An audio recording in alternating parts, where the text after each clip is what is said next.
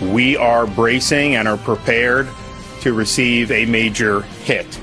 Right now at 11, Hurricane Milton, the latest on the storm's track and the devastation it is expected to bring to the west coast of Florida. We are live with team coverage. The matriarch of one of America's most famous political families is now recovering from a stroke, the latest on Ethel Kennedy's condition. And a notable absence from the state police recruit graduation this morning. A look at their ceremony and the investigation into the death of Enrique Delgado Garcia.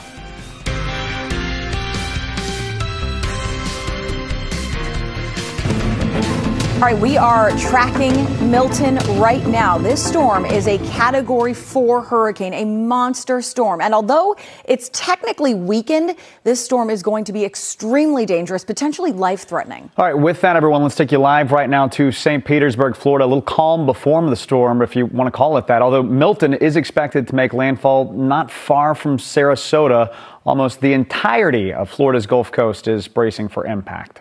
Quickly secure your home or business and safely evacuate the area. That is the emergency alert from officials there in Treasure Island. We know at least 13 counties in Florida right now are under evacuation orders. Communities all over the Sunshine State are preparing for what threatens to be one of the most destructive hurricanes on record. Good morning, everyone. I'm Colton Bradford. And I'm Mendez. So we are keeping a very close eye on this storm system for you and bringing you team coverage this morning.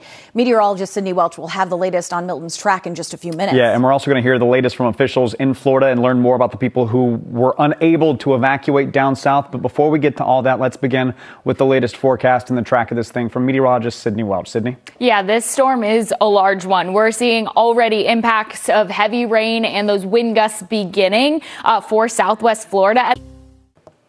Two of the Bay State's biggest names in beer are emerging. Framingham-based Jack's Abbey is buying Everett's Night Shift Brewing. Earlier this year, Jack's Abbey also bought Worcester's Wormtown Brewing Company, forming the Hindler Family Brewing Company. It's now the largest craft beer producer in Massachusetts. Hindler Family Brewing says most of Night Shift's workers and all lineup of beers that they have are all going to stick around. So good news there. All right, let's get a final check of the forecast with Sydney. Yeah, ups and downs coming on the 10-day. We have temperatures in the upper 50s Thursday. That's one of the cooler days. And then Saturday, 70 degrees. And that's falling on a Saturday with sunshine. It's just going to be gorgeous before the 50s take over for much of next week. All right, for Sydney Welch, everyone, thanks so much for being with us this morning at 11. I'm Colton Bradford. And I'm Mendez. The Hub Today coming up next.